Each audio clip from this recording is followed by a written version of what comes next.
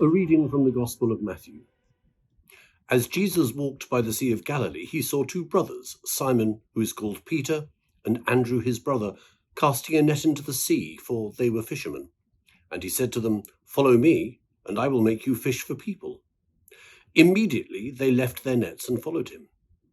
As he went from there, he saw two other brothers, James, son of Zebedee, and his brother John, in the boat with their father Zebedee mending their nets, and he called them.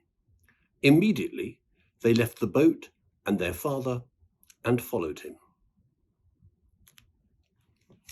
And so we celebrate the feast of Andrew, one of the first four of the apostles called by Jesus people who just drop their old life, turn around and follow Jesus. The story is extraordinary, of course, in any number of ways. The way in which all four of those young men leave what is clearly a thriving business and just follow Jesus. The fact that they do it so spontaneously, and the fact that they turn their back on their families. Families are a big thing to this day in the Middle East. All of that is behavior which is quite extraordinary. Andrew and the rest of them speak to us on this feast day about our priorities. Andrew asks us, what are your priorities?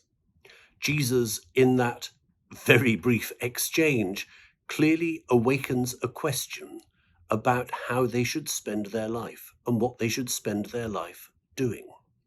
It's a question which is there for all the people we describe as being the saints of God, which isn't just Andrew and Peter and James and John. The saints of God are the baptized, the church, you and me. And when we hear Jesus make that abrupt, remarkable summons, which is totally successful, they simply drop their old life and start a new life. What I believe we hear Jesus saying is, what are your priorities about how you live your life? Do you need to make a radical change if genuinely you're going to be my disciple? That question has rung out to the people of God throughout the ages for the last 2,000 years. Jesus asks it of us today as we journey again through the early stages of Advent. Will we have the grace and the courage, like Andrew, who we celebrate today, to hear Jesus' call and to act on it, no matter what radical demands it may make of our lifestyle? I hope I have that courage.